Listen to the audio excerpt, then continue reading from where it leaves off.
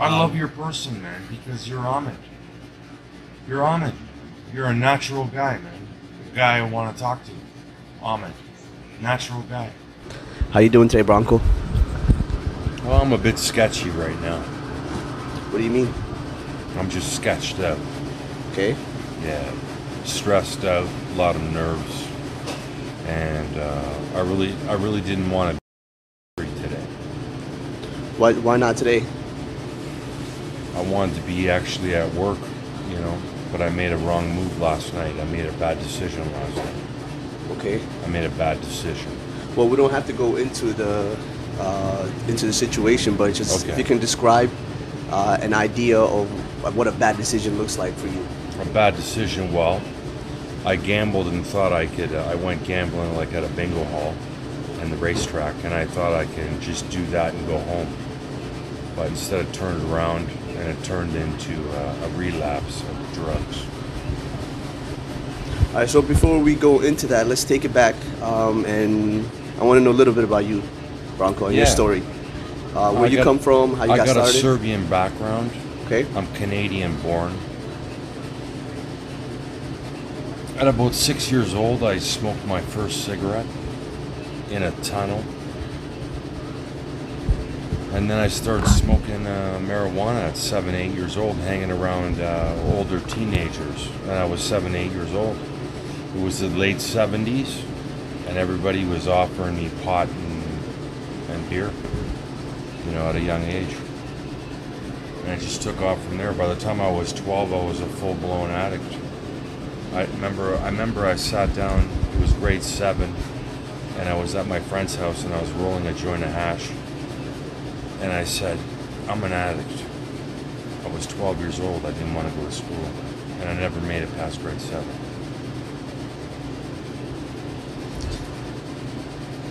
At this age, what was your support system like? Where were your parents and the people around you? My parents were working. Like, my mother was working all day long in the hospital, and my dad worked from 3 to 3, as a machinist at Husky in Bolton, Ontario. Okay. So they weren't really around, and I was always just on the run, always on the streets. I remember I used to be on the streets until 4 in the morning when I was 7, 8 years old. And I'd come home and my dad said, "Where were you? Let me see your eyes." And they were just bloodshot. I got home after my dad, and he got home at 3:30 in the morning. They had no control over me. Just wild. Siblings? I got an older brother, 2 sisters. What's his story like and her story? My brother's an addict too. My 2 sisters aren't. Okay. My older sister is married and well off, and I was living with her, and I was working with him in the restaurant business, just at Grenadier Restaurant in High Park. Okay. Right in the main High Park there. I was working hard every day for 4 years, and I had a relapse after 4 years. Just going to bingo, and I thought I can get away with it and go home, but I won a good amount of money, and it triggered me. And now I'm just, I'm okay with it, really. I'm really okay with it because I know it's bound to happen, I don't know, for some reason, at certain times I put myself into sabotage when things are going well. Christmas time is coming, and it's just crunch time, and I sabotage myself. I don't know why, I just have it in me. It's just like in my blood. I just like to be wild. Not wild, but I just like to roam free. I like to roam free. And I like the high. I just like it. The high of gambling, or just the high of being free? Everything, the high of gambling, the high of being free, and the high of, hard drug. I like the high. So, walk me through your day yesterday. Yeah, yesterday, I went to work, came home, went to my nephew's house with my brother-in-law, his father. I sat there for a few minutes, and then his father, Steve, he gave me $120 to go to the bingo, right? He said, just be home, and then tomorrow we'll go to work, right? and I lost it. I ended up winning $160, and then I left the racetrack and I went to the bingo. They wouldn't let me in, so I was gonna go to the Shoppers Drug Mart to get my double vax form, right? Because they can give it to you on the computer. Right. And I never made it to the. I ended up on Dufferin and Bloor. Then I talked to some guy on the side there. He gave me $160 worth of crack cocaine. And then I've been running ever since, all night. Did you run through it all? Yeah, I went through it all. Okay, so now what? Now I want to call my sister and say I'm very sorry. I had a slip. I want to get back on track as soon as possible, and I'm gonna go to detox, and I'm gonna sit there and bear it out, man, until they tell me what to do. I'm just gonna take direction, because obviously I wasn't strong. The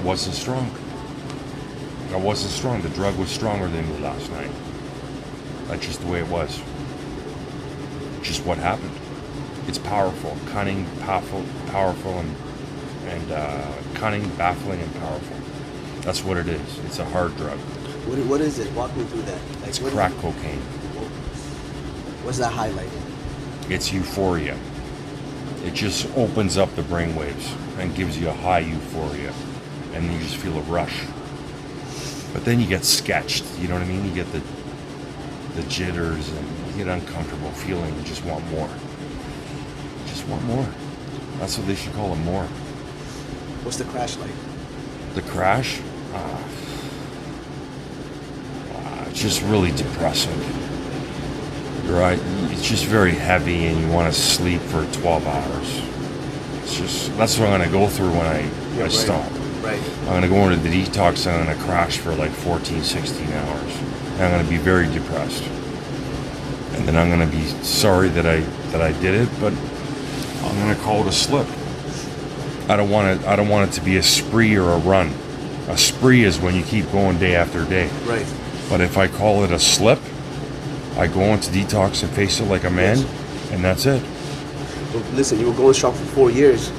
Yeah, so you are capable of it. I am capable. I've had 4 years, 3 years, 2 years, but I sabotage myself. I don't know why. It's just in my psyche.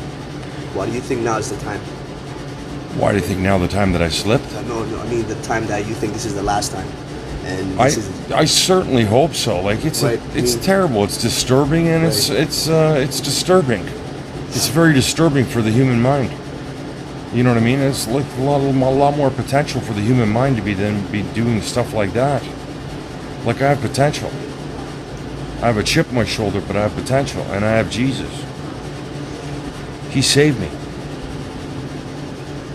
Okay, he let me experience it last night for a night. Let's see what I can do about it. Let's talk about your sister. Is that your biggest support system? Yeah, she's my confidant. She's my caregiver. She holds all my money. She does everything. She loves me. And that's the one here. And she's heard. Have you spoken to her yet? Not yet. I'm going to call her in the next hour. When I go to St. Joseph's detox, I'm going to walk there.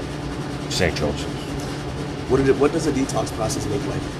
Detox process?